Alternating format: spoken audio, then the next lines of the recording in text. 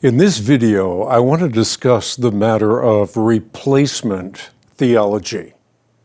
So the question is this: what in the world is replacement theology to begin with? And the answer is, at least the short answer is, it's an insult, it's inaccurate, and it is highly ironic. First of all, let me say this. The phrase replacement theologian is by design an insult. In fact, it's the ultimate pejorative that has been leveled at those who deny the heart of dispensational eschatology.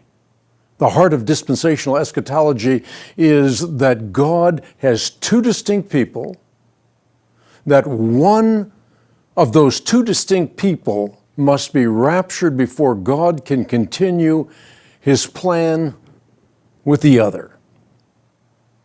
And let someone like me question the notion of a pre-tribulational rapture that's followed by a Holy Land Holocaust in which the vast majority of Jews perish, and I'm immediately shouted down as a peddler of godless heresy.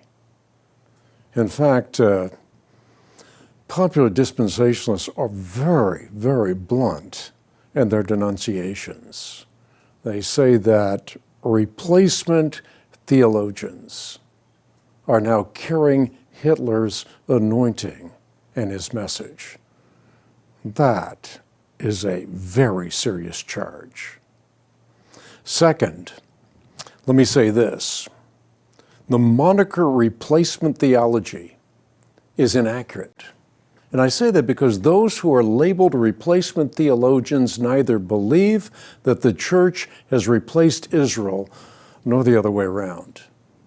Instead, they hold that all people clothed in Christ constitute one congruent, chosen covenant community, beautifully connected by the cross.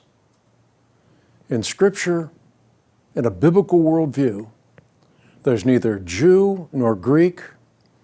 There's neither male nor female. There's neither slave nor free, because according to Scripture, we are all one in Christ Jesus. And if you are Christ, well then by virtue of that, you're Abraham's seed and you are an heir according to the promise.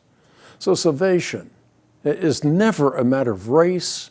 It's never a matter of your station in life. It's never a matter of your gender. It's a matter of relationship. There's a third and final point that I want to make in this video, and that is the use of the term replacement is highly ironic. Why do I say that? Well, I say that because the very people who wield it as a weapon believe that Israel will replace a soon-to-be raptured church during 7 horrific years of tribulation. Ironically, people like myself who suffer the rebuke are repulsed by the very rhetoric of replacement. And also, I would say it's ironic that those who are now claiming that replacement theologians are guilty of spreading the message of anti-Semitism are themselves in the process of herding Jews into the Holy Land. And that amidst the belief, the firm belief that these Jews will soon be slaughtered in a bloodbath that exceeds even that of Hitler's Holocaust. And as I'm going to point out in the next video, we would be well served to put our baloney detectors into high gear when modern prophecy pundits seek to explain that when our Lord says this generation, he really means that generation that will exist in the 21st century, a long period from the century that is discussed in the Bible itself. Well, we'll get into all of that and more in the next video.